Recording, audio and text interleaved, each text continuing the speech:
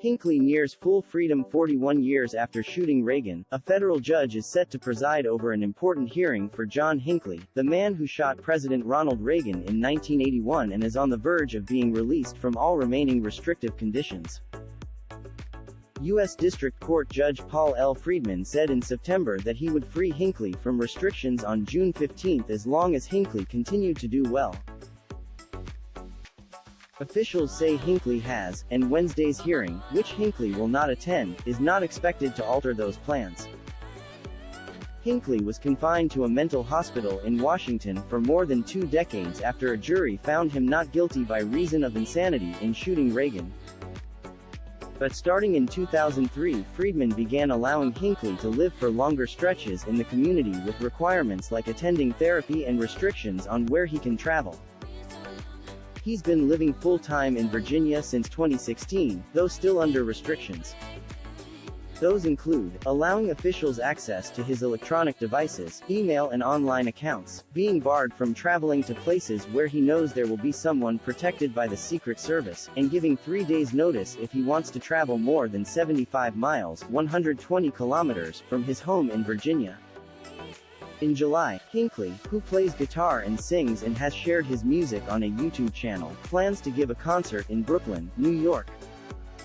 Appearances in Connecticut and Chicago for what he has called the John Hinckley Redemption Tour have been canceled.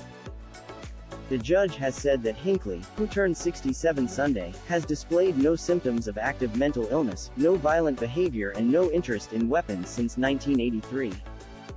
In a status report filed ahead of Wednesday's hearing, prosecutors wrote that health officials who have overseen Hinckley's treatment for years believe he has recovered his sanity such that he does not present a danger to himself or others because of mental illness if unconditionally released, as planned. Prosecutors had previously opposed ending restrictions, but they changed their position last year, saying they would agree to Hinckley's release from conditions if he continued to show mental stability and follow restrictions. Prosecutor Casey Weston wrote in a court filing ahead of the hearing that the government has found no evidence to suggest that Mr. Hinckley's unconditional release should not be granted, as the judge previously said he would. Reagan recovered from the March 30, 1981, shooting, but his press secretary, James Brady, who died in 2014, was partially paralyzed as a result. Secret Service agent Timothy McCarthy and Washington police officer Thomas Delahanty were also wounded.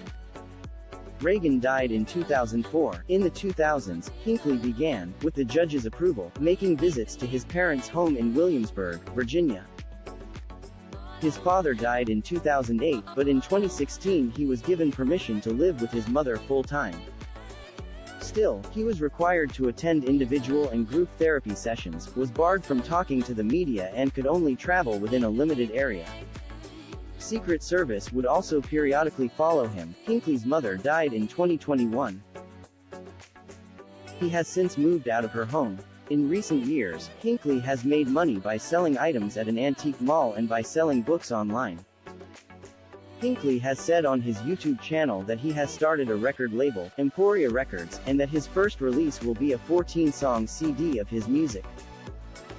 He also promotes his music on Twitter.